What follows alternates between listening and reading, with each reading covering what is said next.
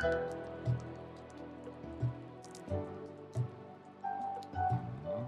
know I said some things, you said some things we both regret.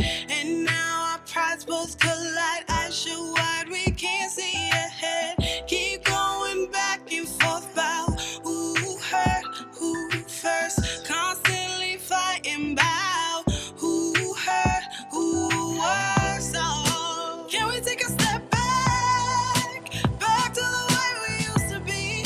The way you made me feel alive. An impression that I just can't let go. Close my eyes to hold tears back, but my mind just keeps envisioning the way you touch my soul.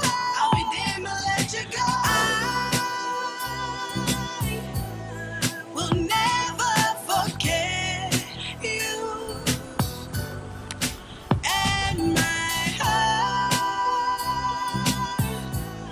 won't give you up, baby. Came from the thought of losing this love. Put down the finger, babe.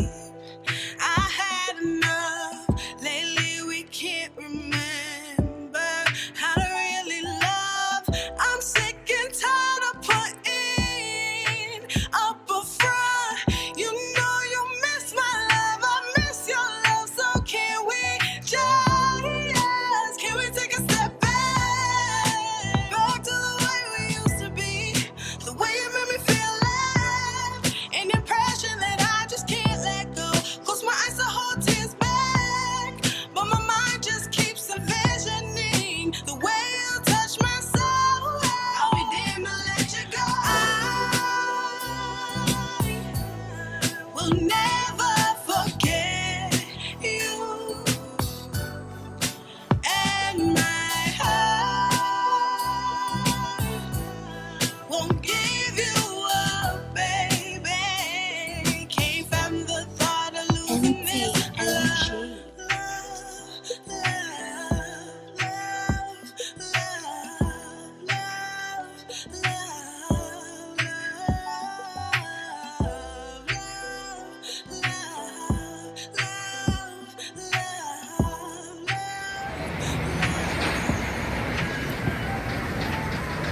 Lift every voice and sing till earth and heaven ring with the harmonies of liberty. Let our rejoicing rise high as the listening skies. Let every sound loud as the roaring sea. Sing a song full of the faith that the dark past has taught us. Sing a song full of the hope that the present has brought us. Facing the rising sun of our new day begun. Let us march on till victory is won. Thank you so much to Tanisha Guy and Martina Campbell. I appreciate that. Everybody's talking, huh? That's all right. Keep talking. I'm gonna give y'all something to talk about for real.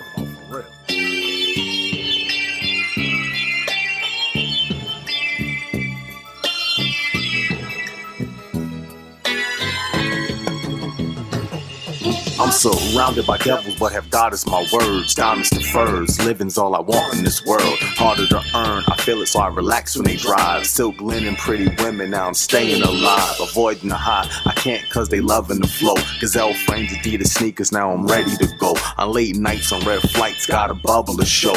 Half now, bang the crowd, now they saying it loud. Cautious, And even when I rest, I'm blessed to see the most beautiful images since God's kids. No subliminals, I am God's kid. And I see visions, premonitions of where gods live. I practice humility. No matter what you do to me, I shall not be moved. The spirit in me move in unity. You can see the strength in me as he strengthens me for devastated states. In comparison, the world we live in is featherweight. My physical attributes are most beautiful. I am God's child. I can see the sunshine when God smiles, and when God speaks, I listen. When I speak, they listen, and when they speak, it's usually of the way they see me living. Don't blink, don't think. Your opinions do not move me. Don't blink, just watch as I give you something to talk about. Without thinking that this is something you've ever thought about. Who am I? Who am really, I? Really, really,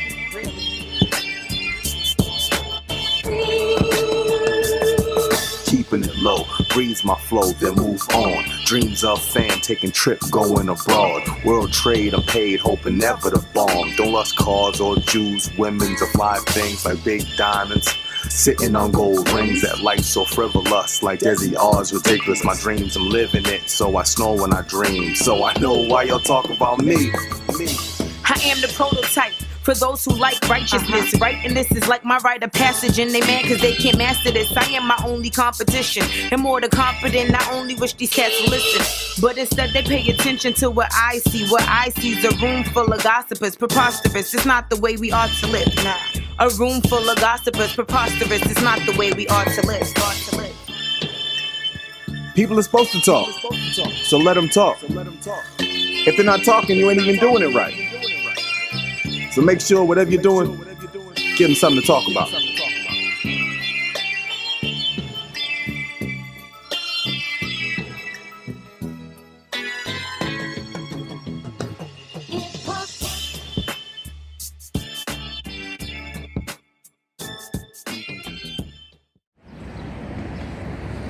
Happy Juneteenth! Hi, my name is Marshunda Smith. I'm a cellist and conductor in the area. And today I'm going to play Minute Tango for you for your Juneteenth celebration, written by a local composer, Charles Turner. Juneteenth, what it means to me, before I get into this, is recognizing where we've been and where we've got to go, and where we need to go. If we don't remember our past, then we will repeat it. So for me, it's very humbling that I can play cello, and it's also very humbling that in the 80s I didn't see somebody like me represented on an instrument such as this. So I hope everybody out there, little young ones that think there is no representation, there's more representation, and so I'm living proof. So that's what Juneteenth means to me. So here we go, Minute Tango. It's minute tango because it's 1 minute long. Subtitled, The Lady Walks Away.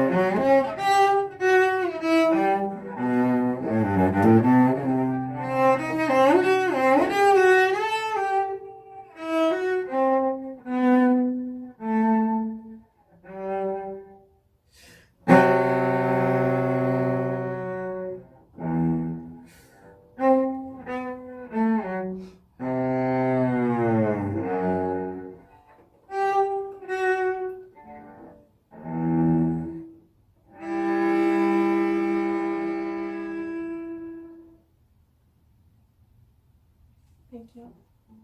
Happy Juneteenth.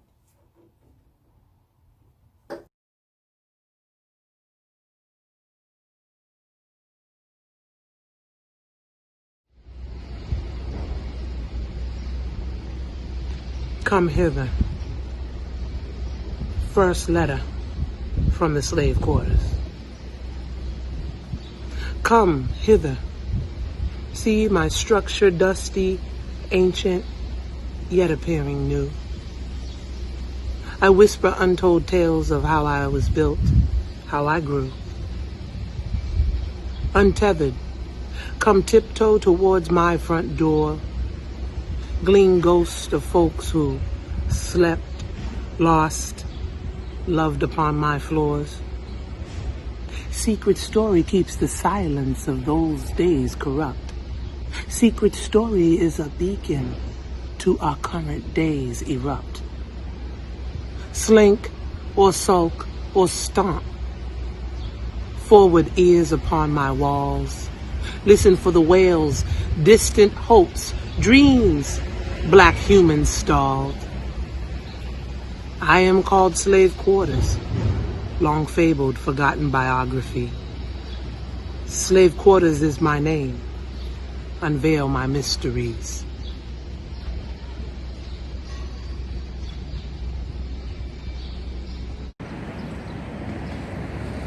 Happy Juneteenth!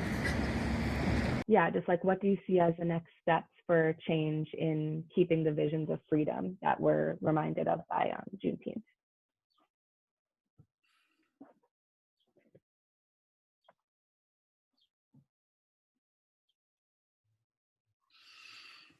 So, you know, I'm thinking I don't have a simple answer to that question. I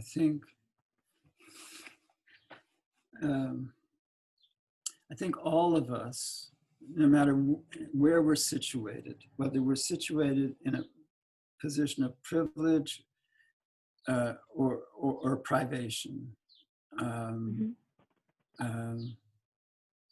I think we all have to keep track, you know, in our hearts of what it is that has brought us to where we are. We can't lose. So, and it's a terrible thing to say, but we can't erase the image of George Floyd, right? We can't erase the image of Amy Cooper enacting White Lives Matter, right? And I think those two images have been so vividly imprinted on us. I think they're really a large part of, and I think we really have to be diligent, right? And understand that change, that where we are today didn't happen yesterday. So next year when we mark Tulsa, that's 100 years. Right. This is, you know, it's 400 years, they say, and 400 years and more, really, since Native people were subjugated in this country, and since you know, Africans were brought to this country. Right. It's not going to happen in a day, and that's we'll get tired along the way. But I also think we have to, and this is the message of Juneteenth. We exist and we are strong in community, right? And family. That's what that there's an unbelievable strength that we have. And it's more than endurance. Endurance, you know, is one thing, but there's a spirit of community, grace, and love in the face of horror that we share and that we have to protect and nurture and mobilize. Right. And that's what I think Juneteenth, you know, and then as with any holiday, you know, we have to extend the lessons and reflections of that holiday throughout the year. Right? You can't, it's not, we have to understand those things that we celebrate on Juneteenth don't go away when Trump goes on the 20th to Tulsa. Mm-hmm. Right. We need to carry that stuff with us every day. Right. Well, thank you so much for your time and your insights and everything. Well, I hope it's helpful, and I think it's exciting. I enjoyed it, and I look forward to Friday. I think we're going to have I think it's going to be an important event for us. So, and thank you for doing this. I'm looking forward to it as well. Of course. It was great to meet you. Likewise, and at some point I hope to meet you in person. I'll see you out on a basketball court or something. Oh yes, we probably live like a block away or a street away or something, so we probably will meet. Yeah. Okay. All right. Thanks now. Thank you so much. Yep. Bye-bye. Bye-bye. Very good. So, Leona, I'm going to bounce over to you, and I want to ask you've been involved with Black genealogy, in the movement for the African American community to find out about its roots for a number of years now. A lot of what you do revolves around creating family legacy for Black children. Talk about, if you will, hopefully this question makes sense to you, the junction of Juneteenth and genealogy for Black Americans. That addressed to me? Yeah. Okay. Well, excuse me. In terms of genealogy, we want Black people to discover their histories as best they can. Coming from slavery, a lot of families were broken up, and they weren't. If in order to find out anything about your family, you had to know the name of the slave master. But what we want to do is to encourage people to research their families and as best they can, and to pass it on to their children. Because I remember myself up here in Medford in school, I never knew where my people came from. I never knew it. But through research, and I knew how to research as an English major before, but when I joined the genealogy organization, then I learned a different kind of different things about researching, and I was able to verify some of the stories that my family told me. So talking with your children, talking with your older family members, recording your histories and passing them on to your children is the thing we'd like to encourage, or even share it with other people. And the group is nationwide, I understand. Well, our chapter, the New England chapter, celebrated their 20th anniversary in 2017. We are affiliated with the national group, and there must be, well, the last I knew was 27, but 27 chapters around the country, but I think that it's added on a few more. Okay. And I imagine that all of those groups share resources and tips and bits and pieces of what they do? Well, in a way, they have a national conference every year. And people can propose to do a presentation, and that's one way things are shared. This year they're going to have a Zoom conference. That's going to be something. I don't know how that's going to work, because there's hundreds and hundreds of people that come from all over the country. It'll be interesting to see how that works out. Well, but I have seen and heard of conferences with as many as 300 people on the call. So I guess it's doable. And what happens is only a certain number of people can be seen on the screen at a time, but there are multiple screens that can be scrolled through. Wow, that's going to be an experience. It's pretty. It can be pretty impressive. Wow. It can be pretty impressive. But thank you for helping us out to understand, kind of what you do and why it is such a legacy builder for Black children, just as this Juneteenth holiday we hope is going to be for our children in West Medford and the greater Mystic Valley community, as it has been for folks in the greater North Shore through the Lynn efforts. Penny, from a historical perspective, what can you tell our audience that will help them to understand why Juneteenth has importance and resonance in the city of Medford? Well, I think that there's so many aspects of Black history that are lost. And I think it's very important to be able to connect with that celebration. Other instances are, there used to be a Crispus Attucks Day in Boston, which I didn't remember. Somebody reminded me, that was celebrated up through the 70s, the 1970s. And there's now a group that's gotten together that's trying to revitalize that through the city of Boston. There used to be celebrations that were very specific to Northern Black culture, one called Pinkster as a holiday, where African American people, they had elected their own board of governors, even if they were enslaved, and they were allowed to get together once a year.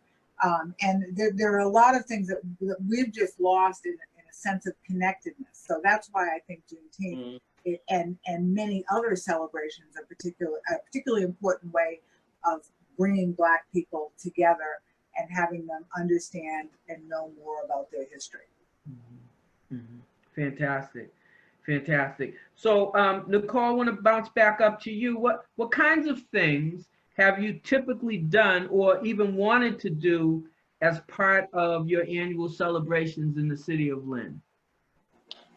We enjoy very much our flag raising, and we've started after our flag raising having traditional desserts that people would have during a Juneteenth celebration.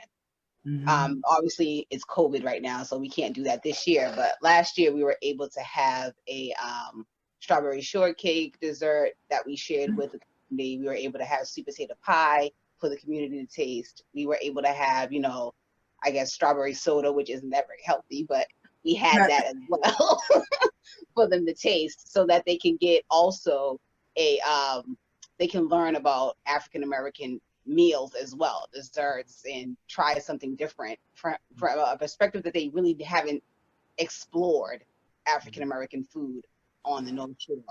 So when people come and they stay till after the flag raising, they're able to enjoy that. We also incorporate soul food dinners that we pass out during our Juneteenth celebration. Last year we had collard greens, we had, baked macaroni and cheese, and people were in line to, have that meal and taste what it's like to be, to have soul food, which that's not an experience that everybody gets to have. We also do dance during our events, and we have vendors and speakers just to educate the community in a positive way around African American culture, because the stigma has been so negative, and people are, have been afraid to explore what we're like and who we are. So we just try to invite them and encourage them to learn about the positive things that we've contributed to the country, and continue to contribute. Well, we're looking forward, obviously, to 2020, and we're going to celebrate as best we can virtually. But I'm trying to get to 2021 so we can get that food thing happening. That sounds like to do for sure. Fantastic, very, very good. So, Jacqueline, can I ask you, this collaboration between West Medford now and in North Shore, we've never had a public observance of Juneteenth. How did this partnership come about?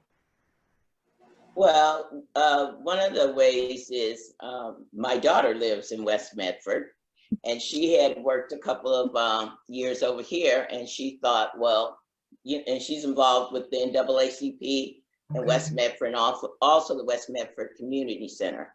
So she was talking to Ann Divya, who is over at the West Medford Community Center also. And Divya attended our North Shore Juneteenth celebration. And she did an activity for us, which was really nice for the kids. She brought some robots and did an observation on how the younger kids played with the robots. And I was fascinated. I was fascinated in what they did with the robots. The girls treated them like doll babies. I mean, they dressed them up and everything. It was a really a great experience to just watch them. But also Ann Divya enjoyed, she talked about the collard greens. She had never had those, and her husband really enjoyed those. So from her having attended and Ariel meeting her, they decided to invite us over and share a little bit about what we were doing, that they would really like to see this brought to the Medford Community Center. Well, you know, it's really interesting because I think that a lot of people would have enjoyed being a fly on the wall for some of the committee discussions, because they've been very exciting. You know, folks have opinions. You know, folks want to do things a certain way, and it's been really assertive, really robust, really dynamic. That I do a lot of Zoom calls. That Zoom call for me is a you know, kind of a look forward to, because you just never know what's going to happen. So I think it is amazing. I was just commenting on what Penny had said about collaboration of getting the Black community together, and some of the activities that they were doing. And I know they still do in Salem Willows, the thing that she was talking about, where they elect their officers. Oh, Kingster. Yes, Kingster. But this is what I think is so nice about Juneteenth, that it's across Massachusetts. All the communities can do it, and maybe at one point we can do something really major. In all the communities come together and do one major event for Juneteenth.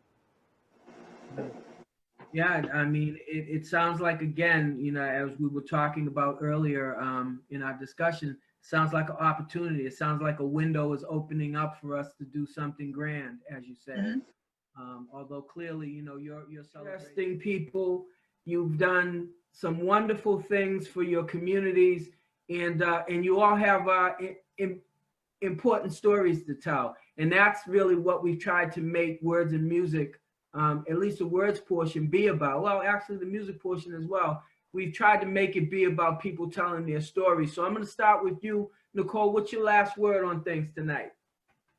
My last word is register to vote, and then vote, please. Make sure you get out there, vote, and use your voice, and stand up for our little Black boys, our little Black girls. Make sure we make a change while we have everyone's attention. Vote. Fantastic. I think that's a great word. Penny, how about you? What's your last word on things? Two things. One, I agree, we should use this opportunity while the whole country and whole world is watching. And I guess my biggest hope is that word that we are free will come to all corners of the United States. Wow. Okay. Fantastic. How about you, Jackie? What's your last word on it? My thoughts, I'm a family person. So with the COVID, it has made me really draw closer to my family, to really appreciate them. I have a strong faith, and I think it's really important to pray, because I think it helps us mentally to stay strong. It's somewhere to put some of the frustration instead of getting sick from the stress of it and stuff. So I would leave for people is there is always hope. Tomorrow is another day, and to keep the faith. Yeah, thank you. I appreciate that. Leona, how about you? What's your last word on it? Well, Black history is important to me. I would like to encourage everybody to gather stories up about their family, and all, whatever you can about information you can gather up about your family, pictures and everything like that. Record them and pass all that information on to your children.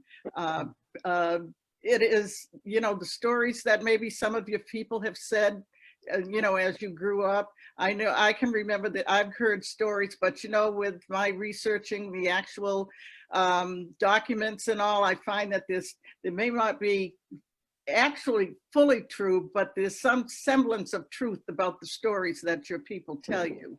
And then to me, that's one of the gifts that you can give your children, and is to record the family. Wonderful. That's all I'd like to say. Absolutely. So listen, sometimes it is said, you know, and it could be stereotyping, that, you know, when a brother gets surrounded by a lot of dynamic, articulate Black women, he gets a little bit intimidated. I've worked really hard in my life for that not to be the case with me. I'm glad that it has not been.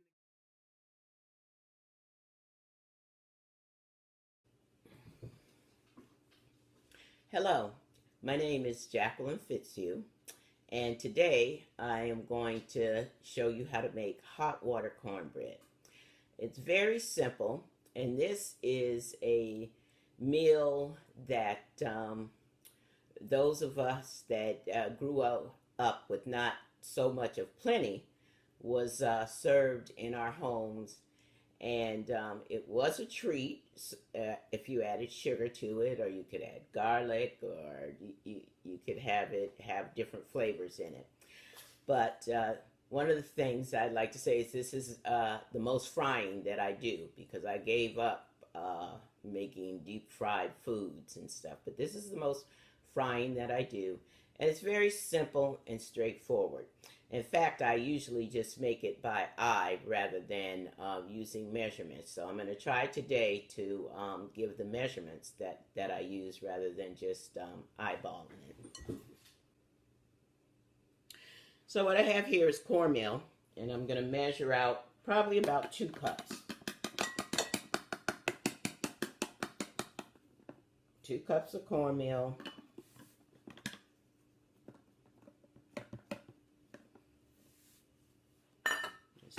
There's the cornmeal, and I usually just take a little scoop of flour here. I'm going to put it in the measuring cup. I think it's probably about either 1/3 of a cup or 1/2 of a cup of flour. Okay, so it's about 1/3 of a cup of flour you put in there. Then you have your baking soda, and you want probably about 1/4 of a teaspoon of baking soda. Put that in there. Baking powder, you would probably I put about 1 tablespoon of baking powder. Maybe just a little dab more. Maybe 1.5 tablespoons. Salt, I would say I usually do my salt in the palm of my hand. I'm going to put it in the measuring spoon and see how much this is.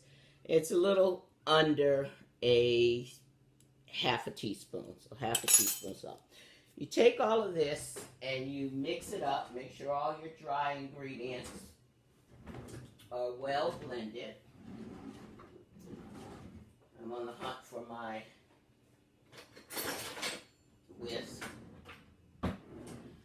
So you make sure all your dry ingredients are well blended. And as I said, I do add a little sugar to this. I'm going to add probably about, I'd say 1/4 of a cup of organic sugar. Not that that makes a huge difference. So I'll put that in there, stir it up again, and you'd be surprised what your next ingredient is. My next ingredient really is which is where this bread gets its name from, hot water. You pour in boiling hot water, which what it does is cook the cornmeal, and then you can make your patties. Okay, so I have all my dry ingredients here, and I have a kettle of boiling water. And the thing I will tell you, I usually don't measure this, so what I'm going to do is pour the boiling water into a measuring cup, and as I pour it into the cornmeal mixture, we'll see how much is left over. So that there is 32 ounces. So I'm just pouring and mixing the hot water in here, and you can see This is how it looks. It's cooking the cornmeal. And you want it to be just like a little, not too dry and not too runny. You want to be able to pat it into patties. Make sure you get all the cornmeal mixed in. You get all of it mixed in so it's kind of like cooking, and you let it rest for a little bit. Mix it up really good. There you go. You have your cast iron skillet on with your oil getting hot. So this is all mixed up and it's ready to go. It's ready to make patties. So let's see. So I used about 2 cups of boiling water in that. Okay, so then the next thing that you want to do is you can let this cool for a little bit before you shape your patties. I'm used to, handling hot stuff. I've been in the kitchen for quite some time. So I just grab some of it, pat it around in my hands, and form it into a patty. Depending on what you're going to do, if you're going to use it for appetizers, you can make these patties much smaller. You can put cheese inside of them before you fry them. There's lots of ways to serve this, but it's very simple and straightforward. The basic ingredients is the cornmeal, a little bit of flour, boiling water, a little bit of salt, your baking soda, baking powder, and you could put garlic powder in here, basil, whatever you like, whatever flavor you would like your patties to have. You can put that into your batter and pour your hot water in, stir it up, and then shape your patties and stuff. I like this size because everybody can get one. It's not too big, not too small, and fits in my skillet really nice. 4 or 5 of them at a time. Fits in the skillet. So there we go, making our patties. Okay, here's my skillet. My oil is hot. I have olive oil here is what I use. Other people use different oils. I tend to like using olive oil. I drop my patties in. And we'll have to time this. How many minutes on each side? I'd say 1 to 2 minutes on each side. Because pretty much the dough is already cooked. I don't crowd it. I don't try to put too much in at one time. And you just let it fry on one side. And as it's, frying on the side, this is a great treat. You can eat these for breakfast. You can have them for lunch. And you can have them for dinner. I'm going to have them for dinner tonight with the collards that I made. You see how it gets nice and brown on one side? And you just flip it over. My heat's on medium. Flip it over. You got a nice little crisp a hot water cornbread patty.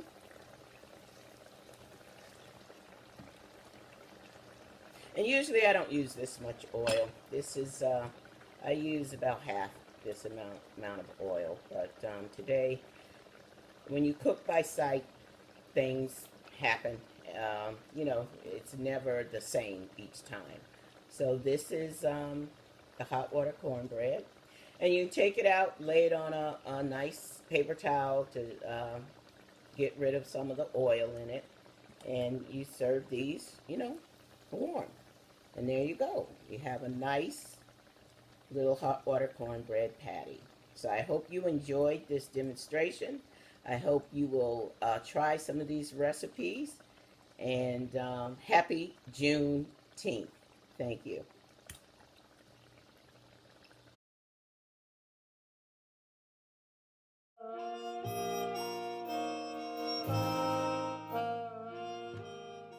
A few months ago, we received a gift here at the community center.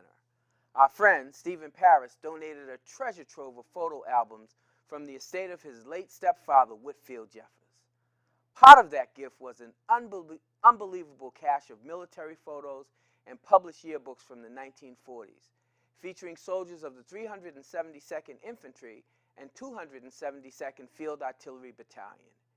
It is our intention to use these photos as the cornerstone to the creation of a full-length video presentation exploring this essential part of our history. These beautiful black and white and sepia tone photos are of African American soldiers and officers in a U.S. Army that was not yet integrated. Candid photos, depictions of life in the barracks, on the parade grounds, and in the camps. Photos of service to the country that most people have never seen or even considered. These photos reflect the experiences of African American soldiers not only from West Medford, but also from Lynn, Everett, Malden, Cambridge, Boston, and beyond. It is the story of brown-skinned brothers and sisters who responded to the call of duty, a history that goes back to Bunker Hill, the Civil War South, the Great Western Plains, Cuba, Normandy, and Hanoi.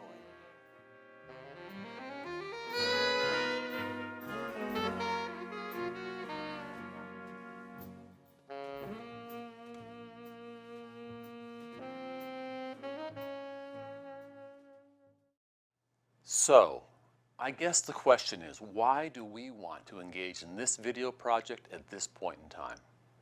Well, to start, we know that America in general needs some serious remedial education around Black history. And it's clear this specific piece of history, this image of the Black soldier, is one where false representations and historic omissions have created a real need for us to hear and learn from these stories. And we're talking about stories about sacrifice, stories of service, stories of overcoming endemic racism in the name of duty, story of men and women who often had to demand the right to defend this country. And these are stories we all need to hear.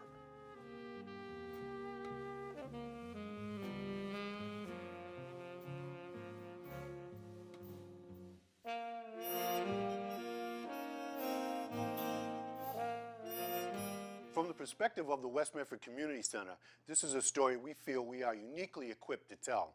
For over 70 years, our doors have been open to the men, women, and families that have called this neighborhood home. That certainly includes an awesome legacy of citizen soldiers that have distinguished themselves in military service to this country.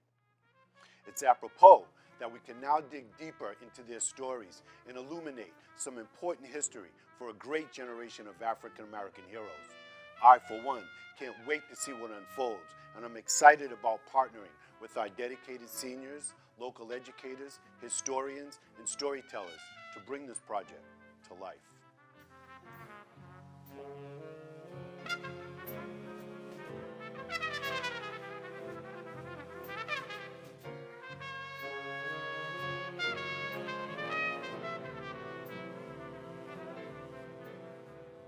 We will only be able to do justice to tell this tale with help from our community. We would love it if you could share your family stories, pictures, letters, and artifacts.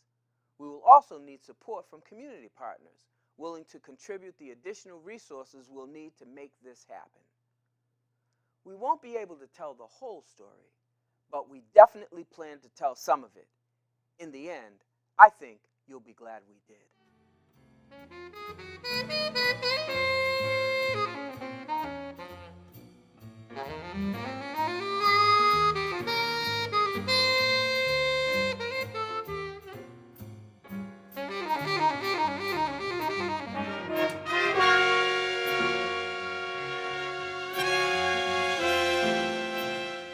Is this what you want? It's gonna be a storm.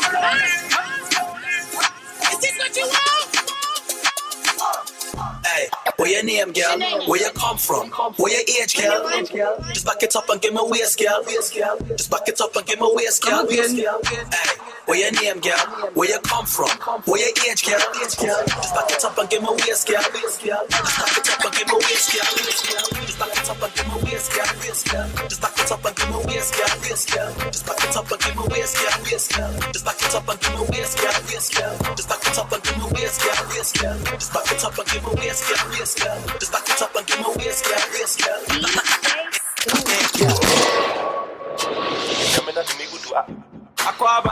Aquaba, oh sister, I know be your brider.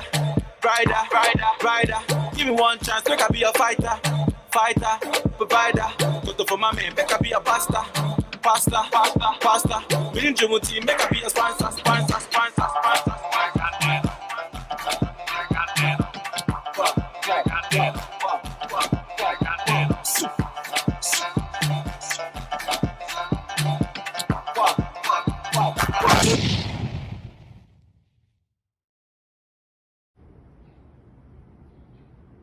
From my room. From my room I see sky's night twinkling brightly. Ponder about my history and ask earnestly, who am me? From my room I dream of my future restlessly. Grasp a graduate's degree, return to my community. Will I set the children free?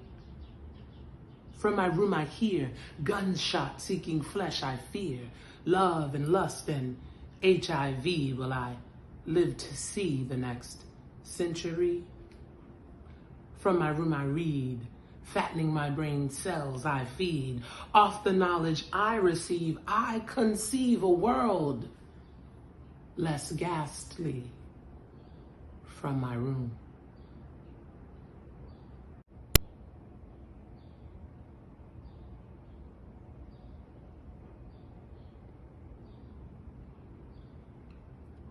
Dream wake. I dream of debutante balls and pony stables. You know, the ones that fly upon clouds. Soaring ponies, I'm not too heavy to ride. I too dream of a bikini body as is, accepting my thick, sweet, caramelly jelly. Dream of traveling, finding, praising Aboriginal bones worldwide. I remember you. Sorry you are gone. I dream of living in a huge enough house, not too dusty to clean. My kid in her wing, me and he and ours, on farm, near city, house blue, with a coop and cock for eggs and hens and pig family. With baby bacons I will never eat, goats, 'cause they cause trouble. No curry for them. Every animal should have a lover. My family will travel abroad, thrice, once a year, dwelling in America, maybe. This empire may be coming to end. So reality says. I dream of prepping a backpack. Tuna enough for 7 days. Water times 2 for my loves on that walking live Shiro machete type-ish. This dream coming. Hope it don't. All empires waking up now. Cuba bound. Cuba.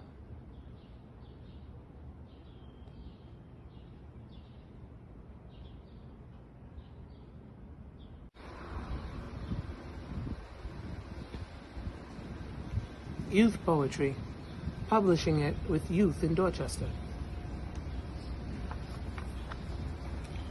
Why Black? By Madison. Black is beautiful.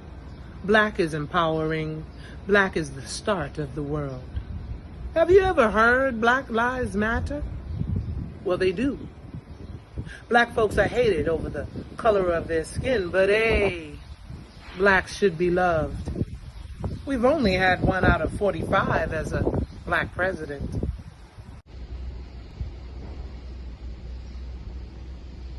Come hither. First letter from the slave quarters. Come hither. See my structure dusty, ancient, yet appearing new. I whisper untold tales of how I was built, how I grew. Untethered, come tiptoe towards my front door.